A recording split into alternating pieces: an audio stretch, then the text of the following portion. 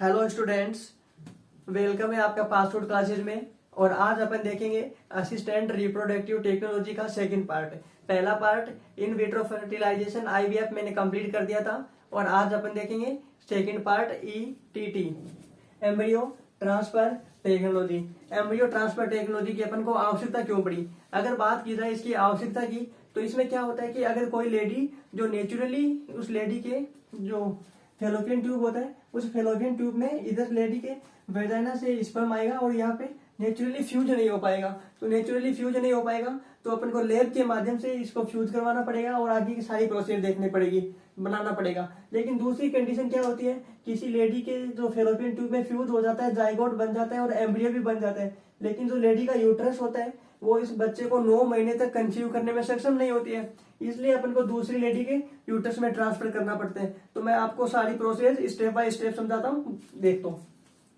तो इसमें क्या होगा, जैसे मान लेते हैं कोई एक एक्स महिला है और एक वाई पुरुष है, लेकिन इनको एक बच्चा चाहिए। लेकिन दिक्कत क्या होगी कि जो पहली दिक्कत, इसका पहला यूज अपन बताते हैं वो जो मैं पहली दिक्कत के नाम से यूज करता हूँ। तो इसमें पहली दिक्कत होगी कि जो लेडी होगी, इस लेडी के जो यह फेलोपियन ट्यूब है और यह वेजाइना है, तो इधर वेजाइना से क्या होगा, स्पर्म जाएगा और इधर फेलोपियन ट्यूब से लेडी का एग आएगा।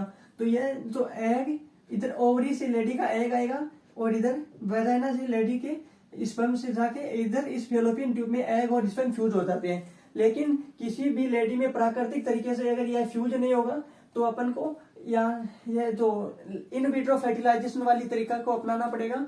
और जो आईवीएफ होती है इन विट्रो फर्टिलाइजेशन, उसमें क्या करते हैं, उसमें जो सारी प्रोसेस है एग और स्पर्म लेके लैब में फ्यूज करवाते हैं। तो वो पहले अपन देखते हैं। तो यहाँ से लेडी का जो लेडी क्या करती है, नेचुरली 1 महीने में एग ही एग रिलीज कर पाती है। और अगर अपन इसमें जो लैब में जो स्पर्म और एग को फ्यूज करवाएंगे तो इसके लिए अपन को ज्यादा एग की आवश्यकता पड़ेगी, ज्यादा एग की आवश्यकता पड़ेगी। तो यहाँ से लेंगे अपन हार्मोनल इंजेक्शन लगाएंगे लेडी की, ज्यादा एग रिलीज करवा लेंगे, इधर से ज्यादा एग लेके इस जो लैब में डाल देंगे। और इधर स्पर्म क्या होता है, मेल में स्पर्म मिलियंस ऑफ बनते हैं, तो स्पर्म तो काफी है, इसके लिए अपन को कुछ एक्स्ट्रा करने की आवश्यकता नहीं होती है। तो इधर से स्पर्म आएगा, इधर मेल का स्पर्म लेंगे, यह लैब में कर रही है, और इधर से एग, इन दोनों को यहाँ से जो फ्यूज करवाएंगे। और जो लैब में एग और स्पर्म को फ्यूज करवाने के बाद जाइगोट बनता है। लेकिन जाइगोट बनता है, यहाँ तक की टेक्नोलॉजी है, यह तो सेम हो गई आईवीएफ की तरह। लेकिन जो एम्ब्रियो ट्रांसफर टेक्निक होते हैं, इसमें क्या करते हैं अपन, जाइगोट बनने के बाद एम्ब्रियो बनाएंगे।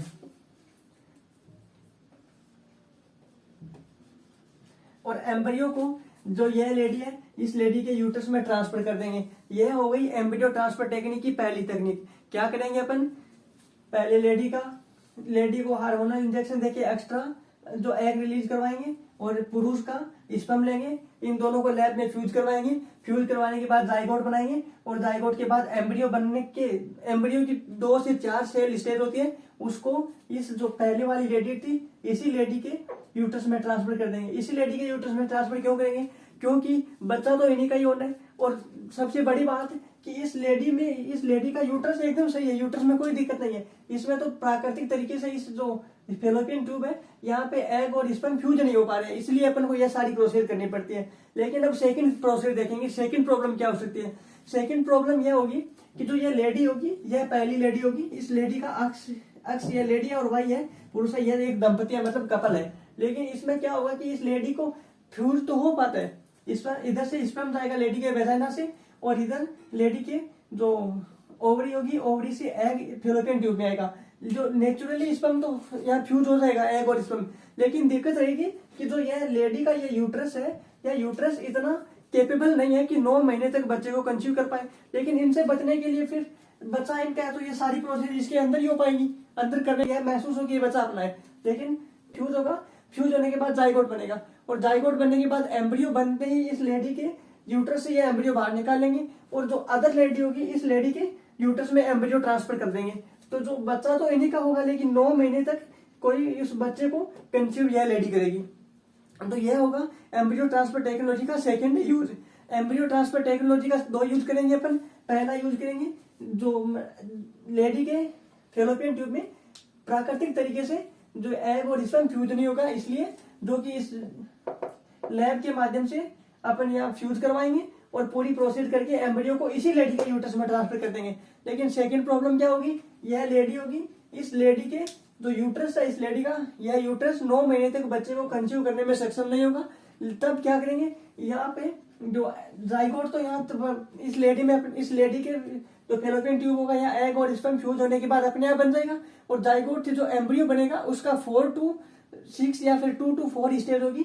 तब वहां से एम्ब्रियो को निकाल के अदर लेडी के यूट्रस में ट्रांसफर कर देंगे। यह एम्ब्रियो ट्रांसफर टेक्निक। तो आज के लिए इतना ही काफी, बाकी मिलते हैं नेक्स्ट वीडियो में।